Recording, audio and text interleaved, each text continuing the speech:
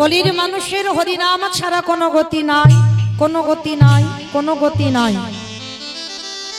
আপনারা প্রশ্ন করবেন, বাবা মৌমিতা ও তো সবাই বলে, যত যত কীর্তনিয়ার মুখে কীর্তন শুনেছি বা ভাগবত পাঠ শুনেছি, সবাই ওই একটাই কথা বলে, বলে হরিনাম শোনো, হরিনাম গাও, একাদশী করো, ভগবানের চরণ ধরো, ভগবানের চরণে তুলসী দাও, ও ছাড়া কলির মানুষের কোনো গতি নাই। বাবা কীর্তনিয়ারা বলবে আর আপনারা শুনে চলে যাবেন, খালি হবে? আমরা যেটা বলবো সেটা মেনে নিলে হবে না বাবা, একটু অনুভব করতে হবে, সেটা বিচার করতে হবে যে কথাটা ঠিক হলো না ভুল হলো। এই যে কীর্তনিয়ারা বলে যাচ্ছে বাবা হরিনাম ছাড়া মানুষের গতি নাই, সত্যি ভালো করে বিচার করে দেখেন তো বাবা গতি কি আছে? ভালো করে বাস্তবের সঙ্গে মিলিয়ে দেখতে হবে, গতি আছে? গতি যদি থাকতো বাবা, যে যত বড় লোক হোক না কেন, যার যত টাকা থাকুক না কেন, যার যত অর্থ থাকুক না কেন, শেষের দিনে কিন্তু মা এরা তোমার কেউ আপন নয়। যাদের আগলে তোমরা বসে আছো না, ছেলে আমারে, মেয়ে আমারে, জায়গায় আমারে, জমি আমারে, বৈভব আমারে, বিষয় আমার, কিন্তু মনে রেখো ভাই, যতই আমারে আমারে করো না কেন, বাঁশি যদি বেজে যায় পড়ে থাকবে সরকারি খামার, এসেছো একা যাবে একা। মনে রেখো জড় জগতের একটা বাবা মা হতে হয়, তাই বাবা মা হয়েছে, আত্মীয় পরিজন, বন্ধু বান্ধব, দিদি দাদা ভাই বোন এগুলো হয়েছে, কিন্তু এরা চিরস্থায়ী নয়, সব ক্ষণস্থায়ী বাবা। চিরস্থায়ী যদি থাকতে হয় সেটা হলো আমার গৌর গোবিন্দ চরণ। কি মায়েরা, আত্মীয় পরিজন যদি তোমার হবে, তুমি তো সারা জীবন আগলে ধরে রাখতে পারবে, কিন্তু পারছি না আমরা কেউ, সবাই একে একে আমাদের চরণ থেকে চলে যাচ্ছে, আমাদের কাছে থেকে চলে যাচ্ছে। হাজার বন্দি করে রাখতে চাইলেও আমরা কাউকে ধরে রাখতে পারছি না। তাহলে কেউ যখন শেষের দিন পর্যন্ত তোমার কাছে থাকছে না, তাহলে কেউ কি তোমার বলে মনে হয়? তাহলে শেষের দিনে বাবা সাথে যাবে শুধু কর্মফল। সারা জীবনে আমি কি কি কর্ম করেছি বাবা, কতটুকু সৎ কর্ম করলাম আর কতটুকু অসৎ কর্ম করলাম, সেইগুলো আমার সাথে যাবে। তবে মা আমি মৌমিতা আর একটা গ্যারান্টি দিতে পারি, আর একজন তোমার সাথে যাবে। সেটা কি জানো? জানি না আপনাদের এই গোলাবাড়ির এলাকায় নিয়ম আছে কিনা, তবে আমার এলাকার, আমার ওই ডায়মন্ড হারবার ওদিকটার এলাকায় নিয়ম আছে, মানুষ মরে গেলে সে গরিব হোক আর বড় লোক হোক বাবা, দুটো জিনিস তাকে সাথে যায়। কি বলতো? একটা হলো খোল আর একটা হলো করতাল। আর পিছনে বাজাই না, বলো হরি হরি বল, বলো হরি হরি বল। কি মা আপনাদের গ্রামে হয়তো মানুষ মরে গেলে খোল করতাল বাজায়? আচ্ছা এই জায়গাটা একটু বিচার করে দেখবেন, কেন বাজাবো, কেন খোল করতাল বাজাবো? যখন বাবা ঠাকুর বিসর্জন করতে যাচ্ছ তখন তো বড় বড় ডিজে বক্স বাজাচ্ছ না, তখন তো নেচে নেচে মাকে বিসর্জন করছো, তখন লরিতে করে বক্স বাজিয়ে যাচ্ছে। তাহলে আমাদের দেহটা যেদিন বিসর্জন হবে সেদিনকে একটা লরি করে বক্স বাজি বাজি পিছনে গেলে হতো না? নিশ্চয়ই হতো। তাহলে হচ্ছে না কেন? এই জায়গায়তে আমার চৈতন্য মহাপ্রভু শিক্ষা দিলেন, ওরে কলির জিত, এসেছিস খালি হাতে, যাচ্ছিস খালি হাতে।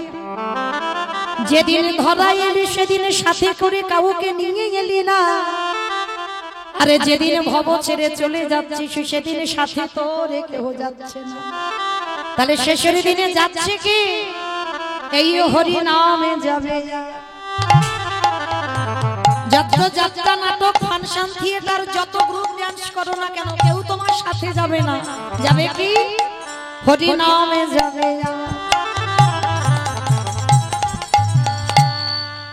আমাদের পচা দেখো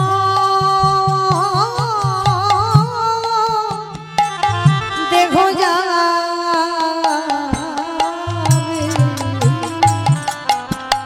যেদিন তুমি ভাবো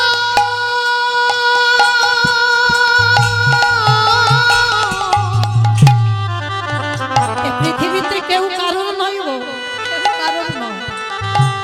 যেদিন তুমি ভাবো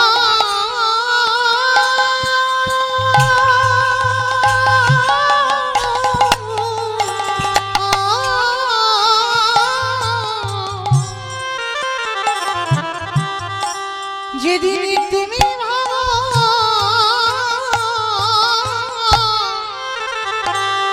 ওই ভব পারে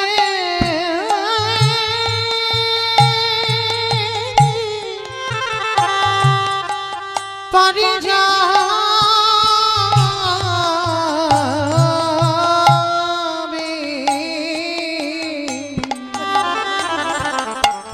সেই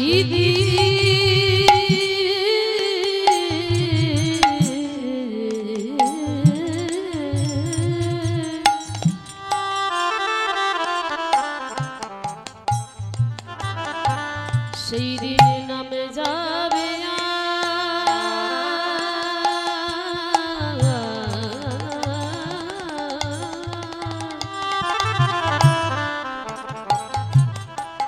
এই পচা দেহ ও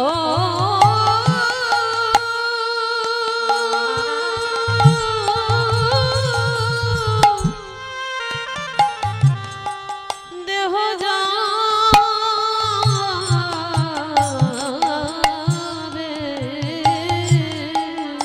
সেদিনও ভাই তোমার সঙ্গের সাথী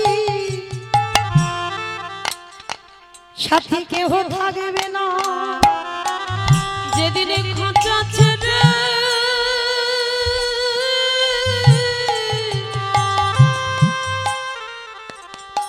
এই প্রাণ পাখি চলে যাবে আমাদের কারণ কৃষ্ণ ভজন হলো না কৃষ্ণ বলে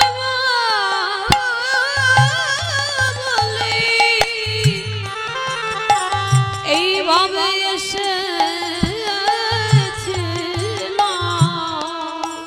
আমরা মায়ার বাঁধনে সবাই কৃষ্ণ ভুলে গেল শুধু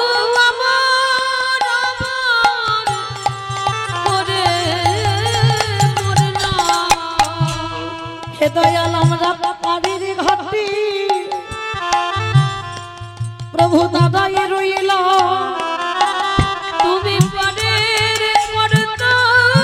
দয়াল হরি তুমি জানো আমার চরণে ছাড়া দয়াল করো না শুধু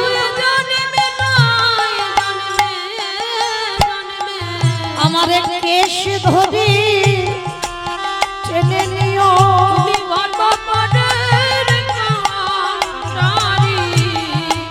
দয়াল আমার মতো পাপি আরে তুমি কত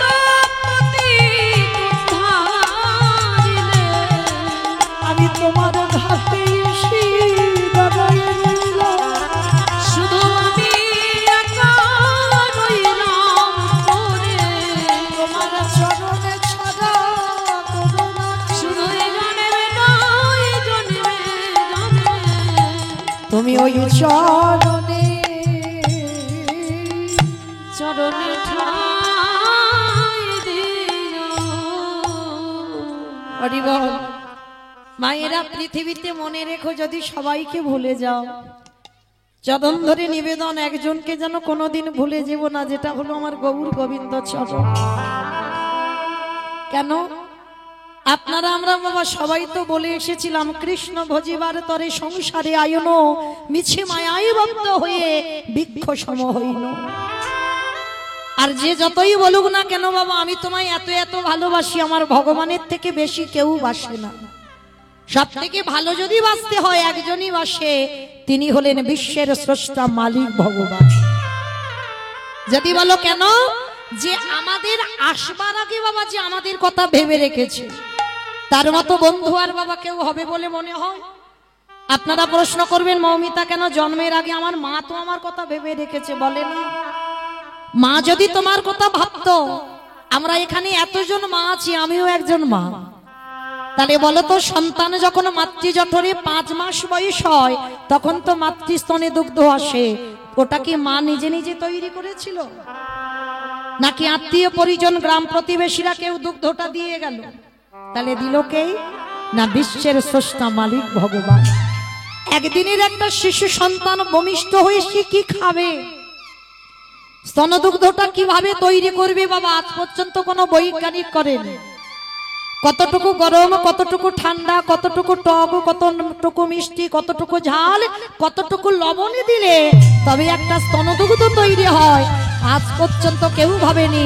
ভেবেছিল আমার বিশ্বের স্রষ্টা মালিক ভগবান। তাহলে আমাদের আসবার আগে যে আমাদের কথা ভাবে, তার মতো বান্ধব বাবা আর পৃথিবীতে কেউ আছে বলে মনে হয়? তাহলে ভালো যদি বাঁচতে হয় ওই চরণটাকে আঁকলে ধরো। কেন? শিশুকালে কৃষ্ণ ভজে কৃষ্ণ পাবার আসে, কৃষ্ণ পাবার আসে, যৌবন কালে কৃষ্ণ ভজে আসে বা না আসে, আসে বা না আসে, অগবৃদ্ধ কালে কৃষ্ণ ভজে জমের তহার আসে। এই কথাটা মা খুব গুরুত্বপূর্ণ কথা। শিশুকালে ভজন করতে হবে। আবার মহাজনেরা বলছেন বাবা কুড়ি ফুলে সেবা হয় না। কুড়ি ফুল সম আমাদের দেহতত্ত্বে বলছে বাবা বাল্যকাল। আমরা কি পেরেছি মা একটা ধ্রুবের জন্ম দিতে, একটা প্রহ্লাদের জন্ম দিতে? ওই রকম ছেলে হলে বাবা ওই ফুলটা গোবিন্দ সেবায় লাগবে, কুড়ি ফুল সেবায় লেগে গেল।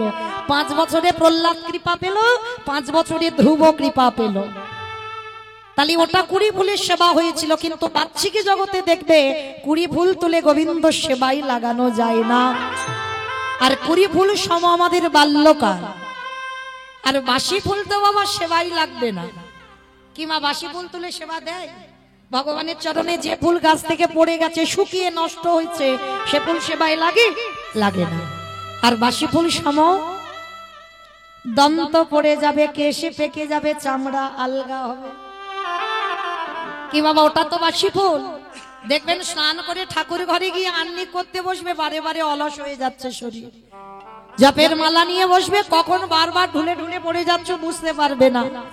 তোমার দন্ত পড়ে যাবে, হরি বল হবে না, বদনে হবি বল হবে। ওই বাসি ফুল গোবিন্দ সেবায় লাগে না।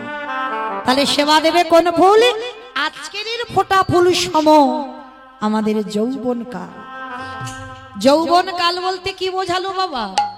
যেদিন তোমার দাঁড়াবার ক্ষমতা থাকবে, যেদিন তোমার 10টা ইন্দ্রিয় সব সতেজ থাকবে, যেদিন তুমি কৃষ্ণ বলতে পারবে, নাম শুনতে পাবে, চোখে ভালো করে দেখতে পাবে, ওই ফুলটা গোবিন্দ সেবায় দাও। আর ওই ফুলটা যদি একবার বাসি হয়ে যায় আর কিন্তু গোবিন্দ সেবায় লাগে না। কারণ আমার গোবিন্দ বারবার রাধারানীকে বলে রেখেছে, রাধে আমি যৌবন বড় ভালোবাসি। যার জন্য গোবিন্দ আমার যখন মথুরায় চলে গেল কংস বধ করে, মথুরার রাজা হলো, তারকার রাজা হলো, 100 বছর রাধারানী বসে বসে বৃন্দাবনে কাঁদছে বাবা। আরে কেঁদে কেঁদে ললিতার গলা ধরে বলল, সইরে আমার গোবিন্দ যে ব্রজ ছেড়ে মথুরায় চলে গেল, যেদিন আমার বধূ এই ব্রজে ফিরে আসবে,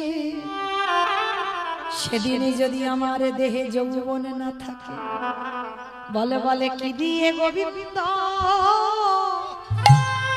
আমি সেবা দিব? আমার যৌবনে যদি নিতাই গৌর প্রেমানন্দে হরি বল, হরি বল। আমার যৌবনে যদি ফুরায়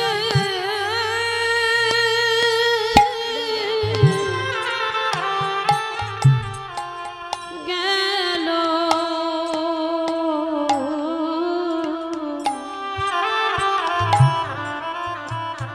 ওরে তরে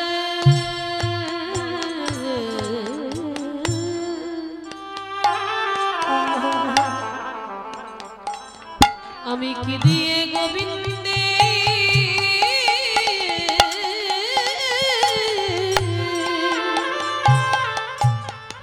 সেবা দেব? আস্তে। তাহলে চলেন মায়েরা, আজকের আমরা সবাই যখন একত্রিত হয়েছি নবদ্বীপের মাটিতে, আমার চৈতন্য মহাপ্রভু যাকে দেখতে পাচ্ছে বাবা তাকেই প্রেম দান করেছে। যাকে দেখছে, কোনো হিন্দু মুসলমান জাতের ভেদাভেদ করেনি। কারণ বাবা কে নিচু জাত কে উঁচু জাত ওটা মানুষ বিচার করে, ওটা আমার ভগবানের বিচার নয়। ভগবানের বিচারে যদি হতো মা, তাহলে নবদ্বীপের মাটিতে বাবা মলয় চাঁদ কাজীকে কৃপা করতে পারতো? বিধর্মী মুসলমান, তাকেও কৃপা করেছিল। আপনারা যারা মায়াপুর যান, ওটা তো মায়াপুর নয়, ওটা হচ্ছে মিয়াপুর।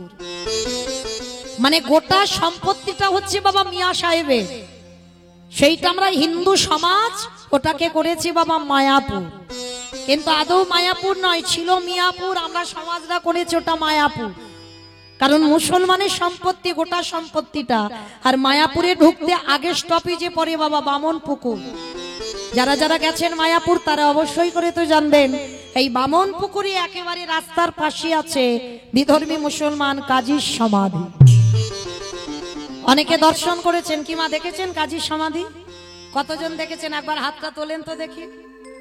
বাহ, অনেক ভক্তরা দেখেছেন, বেশ বেশ।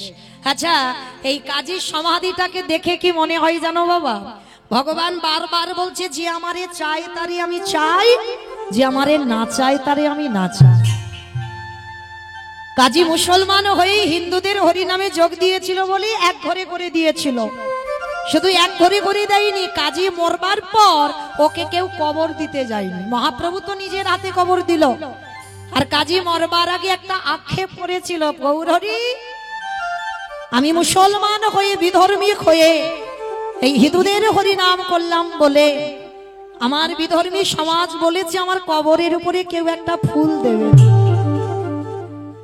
ভগবান আমার মুচকি এসে বলেছিল, প্রয়োজন নেই, কারণ দরকার কি? যার কাছে আমি থাকি তার কি টাকা পয়সা ছেলে বউ নাতিপুতি লাগে? কি বাবা আপনারাই, আমরা তো বলি টাকা পয়সা ব্যাংকে জমিয়ে রাখতে হবে, বুড়ো বয়সে দেখবে। কি গো গ্যারান্টি দিতে পারবে যে তোমার টাকা পয়সা থাকলে তোমার দেখবার লোক থাকবে? একটা বংশের ছেলের দরকার, কেন বুড়ো বয়সে দেখবে? গ্যারান্টি দিতে পারবে? কলিযুগের যা হাল ব্যবস্থা, বুড়ো বয়সে তুমি ভাত পাবে? তাহলে যার চরণ আশ্রয় করলে শেষের দিনে তোমার লাঠি ঝাঁটা খেতে হবে না। সময় থাকতে থাকতে সেই চরণটাকে একবার আশ্রয় করো। আমি যদি মরে যাই, আমার ছেলে জোর 5 বছর শ্রাদ্ধ করবে বাবা, বাৎসরিক কাজ, কিন্তু তারপরে আর করবে না, কারণ ঘোর কলিযুগ চলে আসছে, তো এরপরে আর হবে না। সে বাবা মা কবে মরে গেছে বাবা, সেই দিন ধরে বাৎসরিক, দূর বাবা, কত টাকা পয়সা খরচা করতে পারবো না। কিন্তু আজও যারা যাবেন অগ্রদ্বীপের মাটিতে, কি বাবা গোবিন্দ ঘোষের শ্রাদ্ধ হচ্ছে না? সে কবে তো চলে গেছে গোবিন্দ ঘোষ। গোবিন্দ ঘোষের পরিবার ছিল সৌদামিনী। গোবিন্দ ঘোষের একটা পুত্র সন্তান ছিল, ভগবানকে ভুলে যাবে বলে ছেলের নামটা রেখেছিল গোপীনাথ। কিন্তু শেষের দিনে বাবা কেউ রইল কি? সবার প্রথমে স্ত্রী সৌদামিনী চলে গেল, 3 দিনের জ্বরে পুত্র গোপীনাথ চলে গেল। গোবিন্দ ঘোষ যেমন একা এসেছিল ধরাই, তেমন একা হয়ে গেল। কিন্তু তাহলে ভগবান দিয়ে কেড়ে নিল কেন? দিয়ে দেখলো ও আমায় ততটাই ভালোবাসে কিনা দেখব।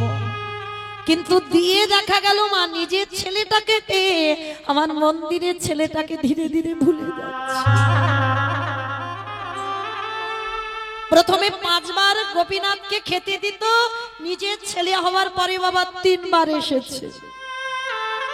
আরো ছেলে যত বড় হয় ছেলেকে সামলাতে গিয়ে 2 বার এসেছে, ভগবানকে খেতে দিচ্ছে।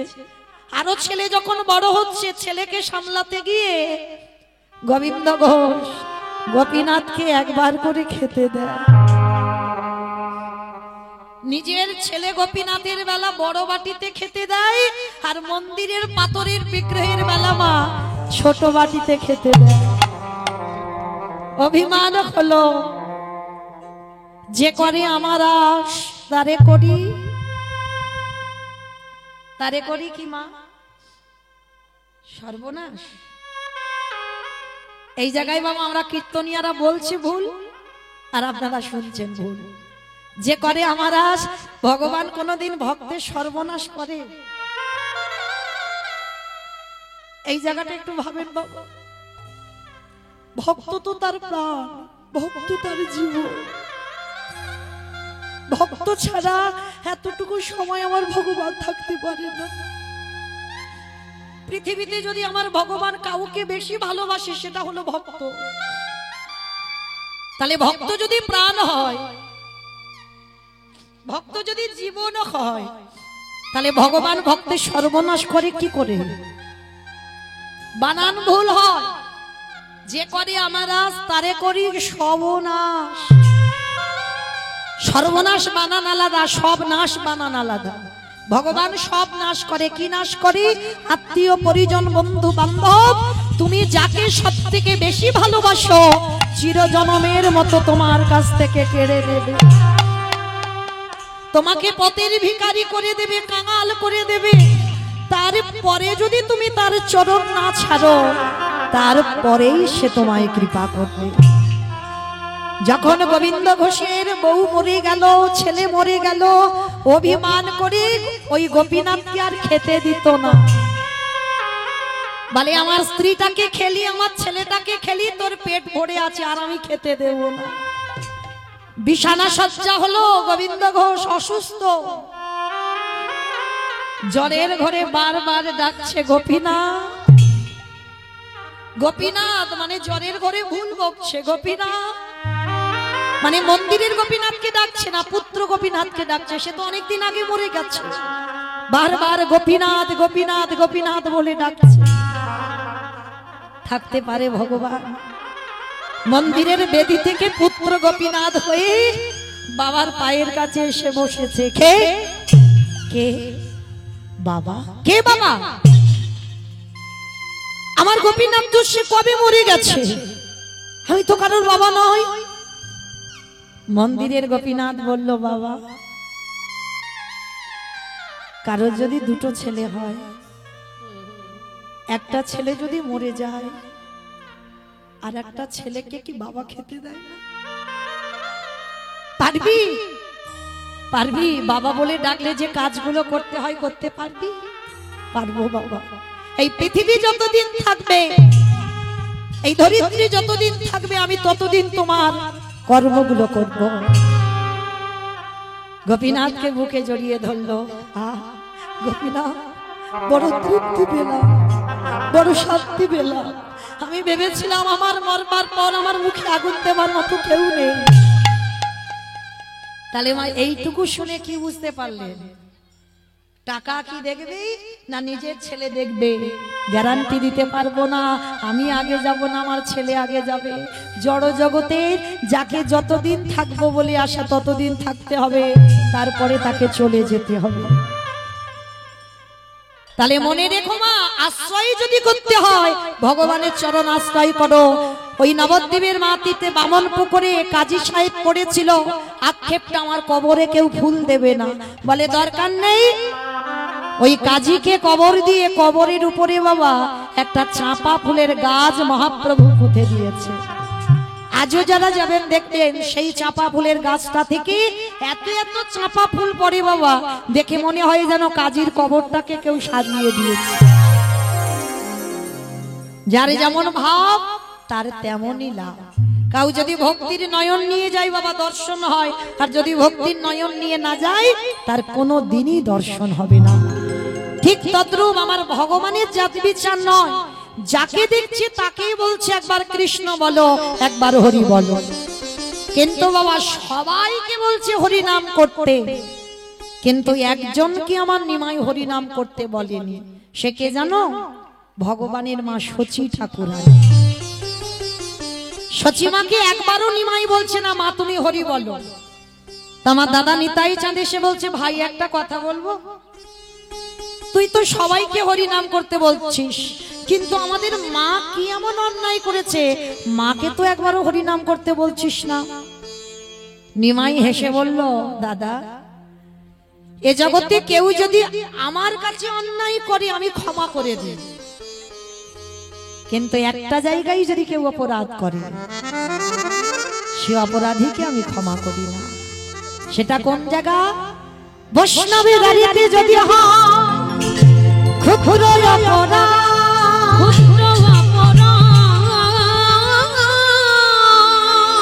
মহা মহা ভজনেতে পড়ে যায় বা ওরে যায় বা। তাহলে কি বললো? কোথায় অপরাধ করতে বারণ করলো? ভগবান বলছে আমার কাছে কেউ পাপ করুক ক্ষমা করে দেব, কিন্তু একটা পাপীকে ক্ষমা করে না। আমার আগের দাদা ভাই গেয়ে গেলেন না যে ঘটনাটা ঘটলো গোপালের ক্ষেত্রে। কি গো, চপল গোপালের কি হলো? সামান্য শ্রীবাসের দরজায় ছাগলের মাথা মদের হাঁড়ি দিল বলি সর্বঙ্গে গলিত কুষ্ঠ ব্যাধি। আচ্ছা বাবা, যারা যারা কাহিনীটা জানেন বা শুনলেন আমার আগে, ভালো করে বিচার করে বলেন তো, এই চপল গোপাল কি নিজের ইচ্ছাতে পাপটা করেছিল? কি মা করেছিল? লোকের পরামর্শ, তাই না? নবদ্বীপ থেকে যদি তর্কলঙ্কা বাচস্পতি এসে না কানে ফুসমন্ত্রটা দিত, তাহলে কি গোপাল করতো ওই কাজটা? তিনি তো দিব্যি মা ভবতারিণীর সেবা করছিল। তাহলে এইটুকু শুনে কি শিক্ষা পেলাম? মনে রাখতে হবে বাবা, সঙ্গ কাদের করছি, সঙ্গ কাদের সঙ্গে হচ্ছে, সেইটা বাবা খুব গুরুত্বপূর্ণ কথা। এইখানে যে সব মায়েরা আছো, মা যারা ছোট ছোট সন্তান মানুষ করছো, চরণ ধরে নিবেদন করি মা খেয়াল রাখবে সে সন্তানগুলো কাদের সঙ্গে মেলামেশা করে। কারণ মনে রাখতে হবে বাবা, সতের সঙ্গ করলে তুমি সৎ হবে, আর অসতের সঙ্গ করলে যতই তোমার চরিত্র সৎ হোক না কেন, অসতের সঙ্গ করতে করতে একদিন না একদিন তুমি অসৎ কাজ করবে। কোনো ভুল নেই, করতে তোমার হবে। যদি বলো বাবা এটা মৌমিতা বলছে না, আমার কথা নয়, আমি একটা কথা বাবা গ্রন্থের বাইরে বলবো না। দেখেন পিতামহ ভীষ্ম, মহাভারতে পিতামহ ভীষ্মের দিকে তাকিয়ে দেখেন যে পরম বৈষ্ণব, হ্যাঁ, যার মতো ত্যাগী বাবা মহাভারতে আর কোন চরিত্রে পাবে না, যিনি নিজের সংসার না করেও সমস্ত সংসারের বোঝাটা নিজে কাঁধে নিয়েছিল। কি বাবা নাইনি মহাভারতের চরিত্রেতে দেখেন? তাহলে সেই পিতামহ ভীষ্ম 58টা দিন কিন্তু সরসজ্জায় কষ্ট পেল, পাইনি? এখানে যারা তত্ত্বজ্ঞানী, যারা শাস্ত্রজ্ঞানী, একটা দুটো দিন নয়, 58টা দিন। ভালো করে ভাবেন বাবা, আমরা এই মাঠে ঘাটে চলতে ফিরতে যদি একটা সূক্ষ্ম কাঁটা পাইতে ফুটে যায়, কিরকম ব্যথা করে? মানে একেবারে মাথার চুলের মতো একটা সূক্ষ্ম কাঁটা যদি ফোটে, পাটা ফুলে যায়, কত ব্যথা হয়, কত পুঁজ রক্ত হয়, এতটুকু একটা কাঁটার জন্য। আর পিতামহ ভীষ্মের সর্বাঙ্গে অর্জুন একটা একটা করে তীর গেঁথেছে, তাহলে কত ব্যথা পেয়েছে, কত কষ্ট পেয়েছে। মানে এত কষ্ট হচ্ছে, যুধিষ্ঠির মহারাজ গিয়ে করজোর করে বলছে, দাদু তোমার তো ইচ্ছা মৃত্যু, তুমি এবার মরে যাও, কারণ তোমার কষ্ট আমরা চোখে দেখতে পাচ্ছি না, তুমি এবার মরে যাও। দেখবেন বাবা, আমরা অনেক অনেক মানুষ আছি, কোন মানুষ যখন বয়স হয়ে অসুস্থ বিছানা সজ্জা হয়, পায়খানা প্রস্রাব করে না, আমরা কি করি বাবা, বারবার ভগবানের কাছে আত্মীয় পরিজনরা প্রার্থনা করি, ঠাকুর এবার মানুষটাকে তুলে নাও। কি মা ভুল বললাম বলেন না? কোন মানুষ যখন খুব কষ্ট পায়, আমরা সেই কষ্ট সহ্য করতে না পেরে বলি ঠাকুর তুলে নাও। তা পিতামহ ভীষ্ম যা কষ্ট পাচ্ছে চোখে দেখা যাচ্ছে না, কিন্তু ভীষ্ম প্রাণ ত্যাগ করতে পারছে না। কেন জানো?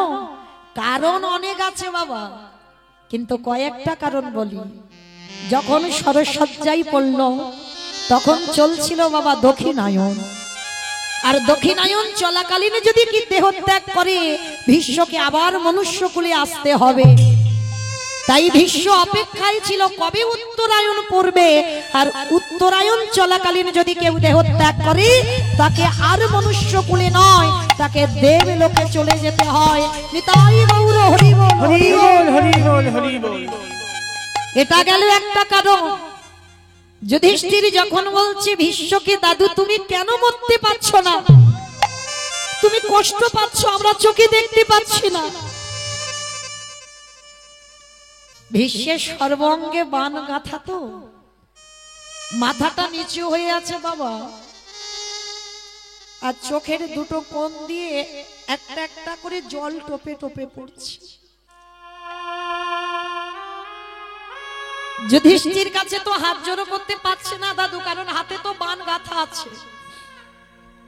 ভীষ্ম বলছে, যুধিষ্ঠির আমি যে মরবো, আমি মরেও শান্তি পাবো না। কেন দাদু, তুমি মরে শান্তি পাবে না কেন? কি হয়েছে জানো? আমি যে ঘোর অপরাধ করে বসে আছি। সে কি দাদু, তুমি ঘোর অপরাধ করেছো? কার কাছে? বলে, সে আমায় ক্ষমা না করলে আমি মরে শান্তি পাবো না। দাদু একবার বলো, সে কে? কার কাছে তুমি অন্যায় করেছো? কার কাছে তুমি পাপ করেছো? বলে, সে তো অন্য কেউ নয়, সে হলো তোমাদের স্ত্রী দ্রৌপদী। আমি দ্রৌপদীর কাছে ঘোর অপরাধী করে ফেলেছি, ঘোর অন্যায় করেছি। দাদু তুমি আমাদের দ্রৌপদীর কাছে অন্যায় করেছো? কি অন্যায় করেছো? তোমরা ভুলে যেতে পারো, কিন্তু আমি আমার অন্যায়ের কথা কোনোদিন ভুলিনি। কি করেছো দাদু? কি অন্যায় করেছো? মনে পড়ে সেদিন কুরু সবাই যখন দুঃশাসন দ্রৌপদীকে টেনে এনেছিল, সবার প্রথমে বাবা দ্রৌপদী দাদু ভীষ্মের কাছে করজোড় করে বলেছিল, দাদু তুমি কিছু তো বলো। একটা নারীর যদি সম্মান চলে যায় তাকে আর কোনোদিন নারী বলে না। মনে রেখো বাবা, এই মহাভারত রামায়ণ এটা কিন্তু সমাজ শিক্ষা। যদি কেউ একবার অনুভব করতে পারে, প্রত্যেকটা পদক্ষেপ কিন্তু সমাজকে শিক্ষা দিয়েছে।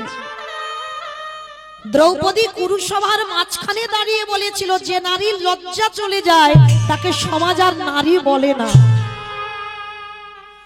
কিন্তু মা দেখবেন এখনকার সমাজে কোন কোন মেয়েরা এমন এমন জামা পরে যাবে না বাবা, তাদের দিকে তাকাতে লজ্জা বোধ হয়। কিন্তু মনে রেখো মা, ভুলটা তাদের নয়, ভুলটা তাদের মাটির, তার বাবা মা। কারণ বাবা মা যদি ঘরে থেকে সন্তান বার হচ্ছে তার আগে যদি শাসন করত, তাহলে তেমন পোশাক পরে বেরোতো না যার দিকে সবার নজর আগে যাবে। কারণ মনে রাখতে হবে বাবা, প্রত্যেকটা নারীকে, যে নারীর শরীর থেকে লজ্জা চলে যায় সে নারীকে সমাজে আর নারী বলে গণ্য করে না। দ্রৌপদী কুরু সবাই দাঁড়িয়ে হাত জোড়ো করে বলছে, দাদু আমি তোমার বাড়ির কুলবধূ, আর আমার যদি সম্মান চলে যায় তাতে তোমাদের বংশের সম্মান চলে যাবে। দাদু তুমি কিছু তো বলো। পিতামহ ভীষ্মের মতো ব্যক্তি, সবথেকে বয়স জ্যেষ্ঠ, মাথা নিচু করে আছে, কিছু উত্তর দিচ্ছে না। পাশেই বসেছিল অস্ত্রগুরু দ্রোণাচার্য গুরুদেব। দ্রৌপদী গুরুদেবের কাছে গিয়ে হাত জোড়ে করেছে, গুরুদেব আপনি কিছু বলেন। আমার দাদু কিছু বললো না, আপনি তো কিছু বলেন। গুরুদেব মাথা নিচু করে রইল।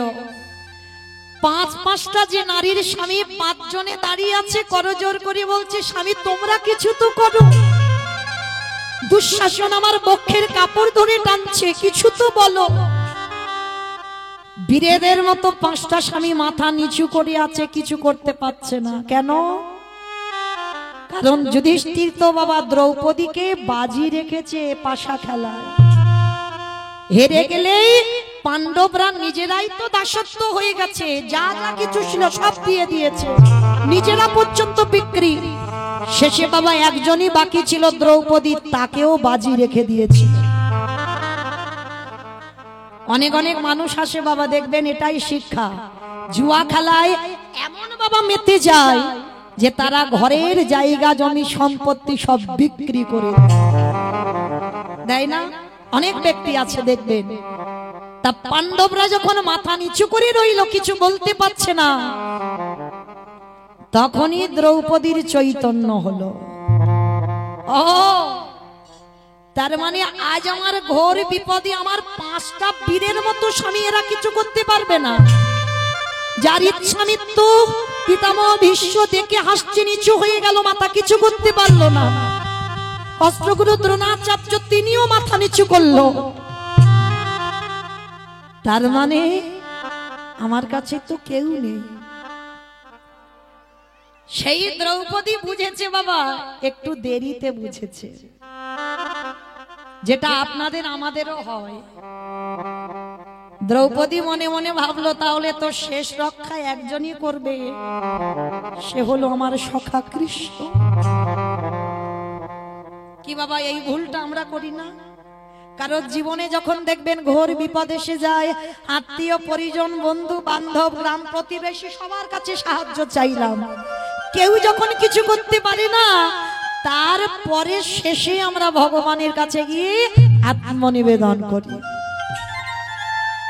কিন্তু মা, যার কাছে প্রথমেই গেলে তোমার কাজ হয়ে যাবে, আমরা এমন মূর্খ জীব, আমরা প্রথমে তার কাছে যাই না।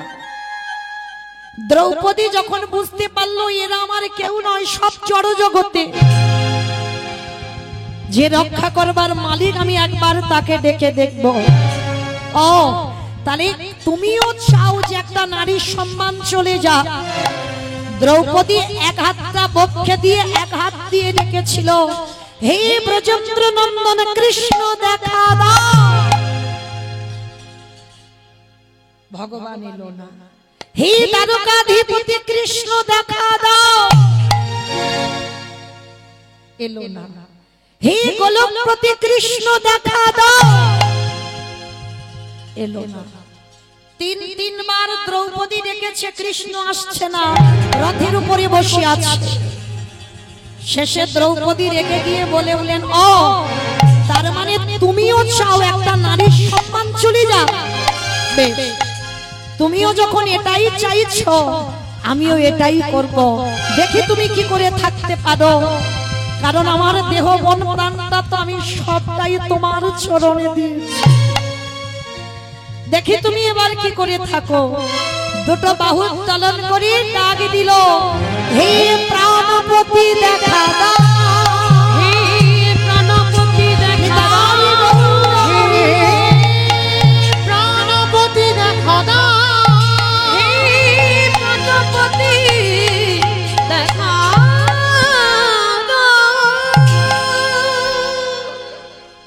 যেই না বলেছে প্রাণপতি দেখা দাও, রথের উপরে বসে আমার কৃষ্ণ আঙুল থেকে কাপড়টা খুলছে।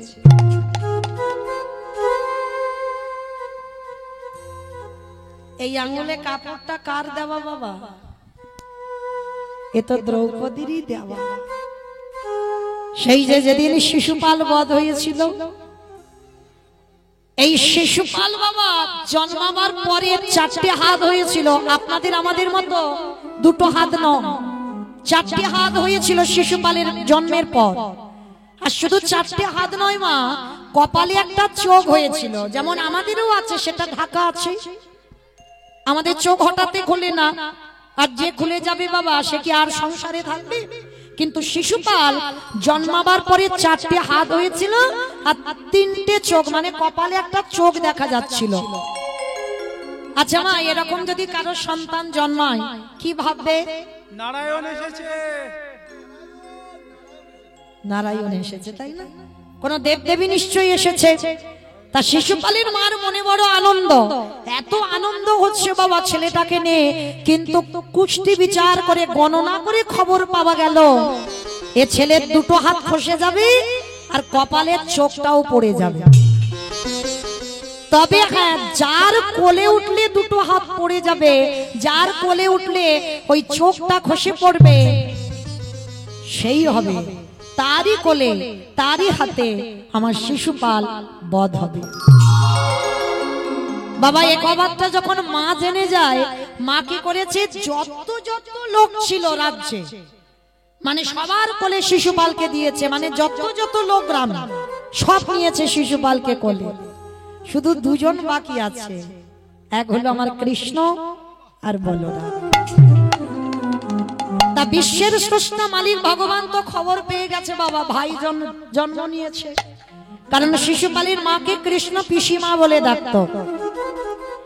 তা বলরাম দাদাকে বলছে, ও দাদা, দাদা গো চলো না, আমাদের একটা পিস্তত ভাই হয়েছে, একটু দেখে আসি। এই তুই এইটুকু ছেলে, তুই যেন গিয়ে ঝামেলা করবি না যে ভাইকে নেব ভাইকে নেব। তুই কিন্তু নিবি না, কারণ তুই নিলে কোলে থেকে যদি কোথাও পড়ে যায় বাবা, হাতে পাতে লেগে যায়। ভগবান মুচকি মুচকি হাসছে আর বলছে, দাদা আমি না নিলে কি হবে, আমার তো নিতেই হবে, না হলে ভাইয়ের দুটো হাত আর তিনটে চোখ তো পড়বে না, আমাকে তো যেতেই হবে।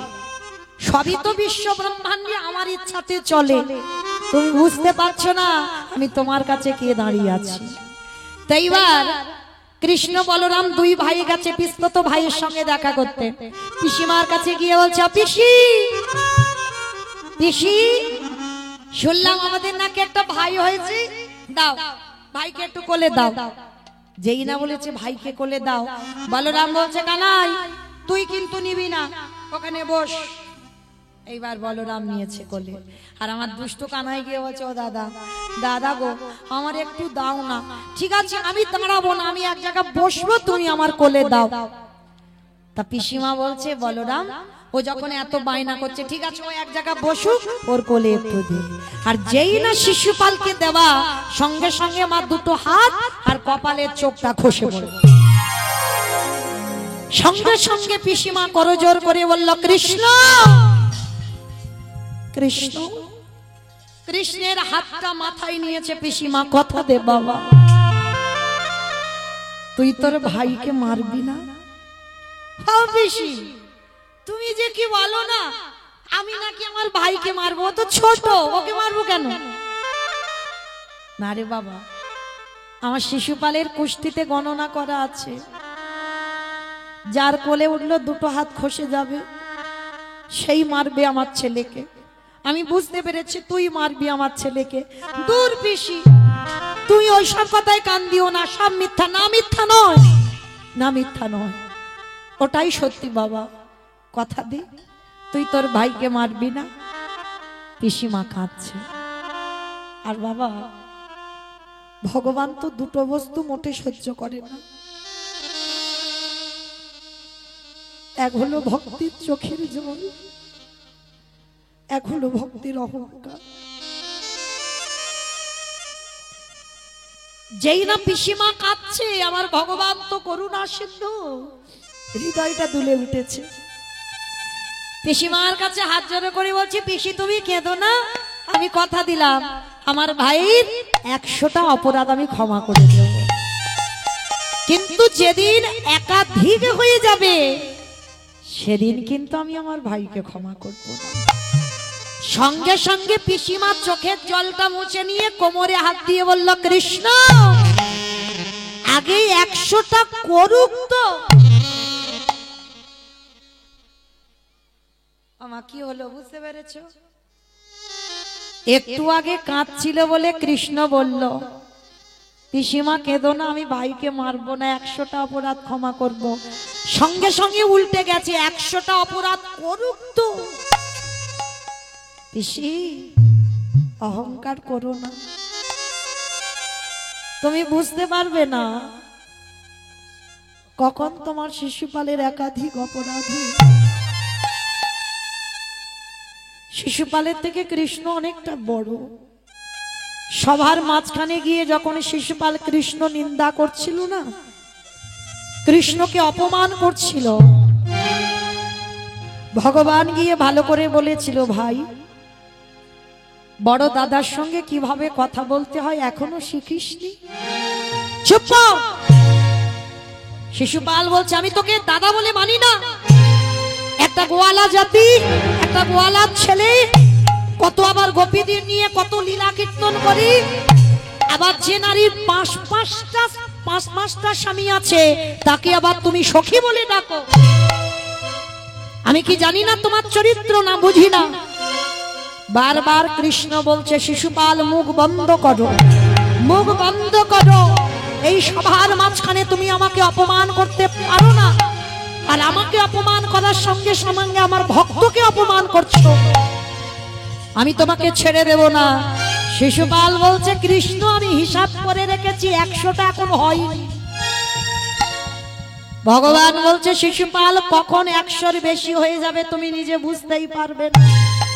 আর কৃষ্ণ নিন্দা করতে করতে একাধিক হয়ে গেল। ভগবান সুদর্শন চক্রকে আহ্বান করে শিশুপালের মস্তকটাকে ছেদন করে যখনই মাথাটা কেটে দিল না, সবাই লক্ষ্য করছে শিশুপালের মাথাটা লাফাচ্ছে, ছটফট করছে, একদিকে দেহ একদিকে মাথা। কিন্তু সবার মাঝখানে এক নারী জাতি দ্রৌপদী দাঁড়িয়েছিল, লজ্জা ঘৃণা ভয় কিছু না করে, স্বামীদের ভাবনা নাও ভেবে ছুটে গিয়ে দেখেন আমার কৃষ্ণ যে আঙুলে সুদর্শন ধরেছিল না, আঙুলটা কেটে গিয়ে রক্ত ঝরে ঝরে পড়ছে। তাড়াতাড়ি ছুটে গিয়ে দ্রৌপদী কাপড়টা ছিঁড়ে সখা কৃষ্ণের আঙুলে বেঁধে দিয়েছে। যেই না ভগবানের হাতে বেঁধে দিল, দ্রৌপদীকে হৃদয়ে ধরে বলল, সখী গো, এই জগতে অনেকে আমায় ভালোবাসে বটে, কিন্তু তুমি লজ্জা ঘৃণা ভয় না করে তুমি সবার মাঝখান দিয়ে এসে তোমার লজ্জা নিবারণ করা বস্ত্র তুমি আমার আঙুলে বেঁধে দিলে। তবে সখী, যদি কোনোদিনই তোমার বস্ত্রের প্রয়োজন হয়, একবারে তুমি হা কৃষ্ণ প্রাণ কৃষ্ণ বলে ডেকো, আমি পৃথিবীর যেখানে থাকি না কেন আমি তোমার ডাকে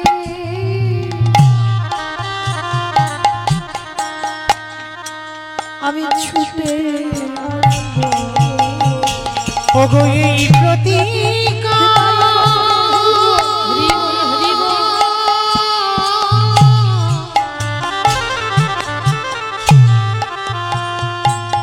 আমি এই প্রতিজ্ঞা